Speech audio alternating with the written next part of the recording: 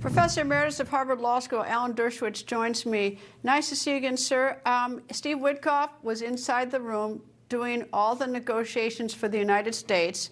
Iran's foreign minister tells him that, which certainly seems like an imminent threat to me. And now we have sort of this movement of people saying that Iran was not an imminent threat, and also the touch of saying that it's the Jewish people, Israel, influenced the president. So your thought? Well, first of all, to say Iran was not an imminent threat is to say that Nazi Germany wasn't an imminent threat in early 1939. Imminence is a function of certainty. And there's no doubt that Iran was trying to develop nuclear weapons, and they were eventually going to use it against America, American allies, and America's friends. There's no doubt about that. And there's also no doubt that this character is a vicious anti-Semite, a Nazi supporter, somebody who has blamed everything on Israel. Let me give you an example of a blatant lie. In his letter, he says that Israel got the United States into the Iraq war. I know for a fact, because I was there in the room, that the Prime Minister of Israel, Ariel Sharon, told the United States not to go into Iraq. They have picked the wrong eye. They should be attacking Iran, not Iraq. But this guy just lied categorically because he blames everything on Israel. What he's saying basically is that Israel is at fault for everything. Israel is behind all the decisions. Donald Trump is really a puppet of Israel. It's the most insulting thing he could say about the president of the United States. I know both the president of the United States and Netanyahu, and I can tell you with 100% certainty that President Trump will never be pushed into starting a war because of Netanyahu. I can give you that assurance based on personal information. And so this guy ought to be ignored. I'm so glad he's out of the government.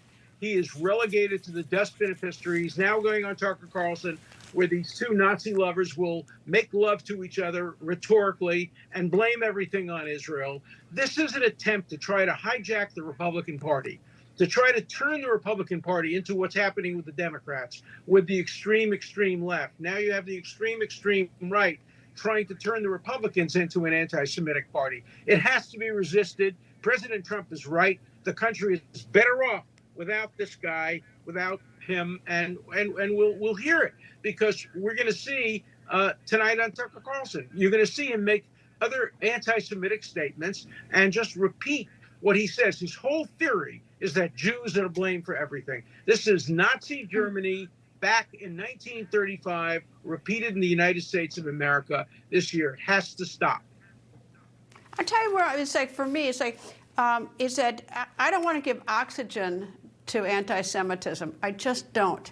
On the other hand, I know that this is something that is spreading all over the internet. Blame Israel for this. And it's, someone has got to, it's got to be called out. So I feel sort of stuck in between. On the one hand, I don't want to give oxygen to people saying that. On the other hand, I don't want to, let it go unchecked. No, I agree with you. I think it's a hard decision to make, but what we're seeing is young people now buying into this. And it's not just anti-Israel, it's anti-Semitic. Even in the letter, he talks about the Jewish lobby. He uses other words to describe it. But what he's saying is that Jews are pulling the strings. Jews are sending your boys to harm's way. Jews are putting your gas prices up. That's the way it started in 1935 in Nazi Germany, and it has to stop now. And thankfully, President Trump will tolerate this not at all. He says that this guy is not MAGA. I'm MAGA. I'm telling you why I went to war. I went to war to protect the interests of the United States.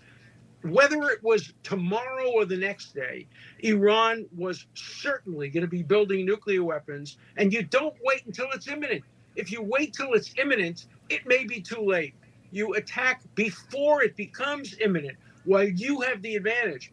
And what happened is the United States learned and Israel learned that the leaders of Iran were meeting together. They took opportunity. They used the opportunity to attack them at one point. It was the most important thing for the United States to do, and it was a decision made by the President of the United States with the support of Israel. But we are great allies. We work together, as the President said. When the best Air Force in the world combines with the second best Air Force in the world, it can accomplish miracles, and we're accomplishing miracles by putting Iran in its place. Iran is the greatest threat to peace in the world today. And if it can be conquered, and if it can be demilitarized, the world benefits. And people like Joe Kent ought to go back to their rocks below the earth and understand that Americans can recognize a Nazi when we see one. People think news just happens. It doesn't. It happens because there's someone there to capture the moment, to explain it and share it. That's my job. I go where news breaks and give you the facts. Join me for The Record on Newsmax.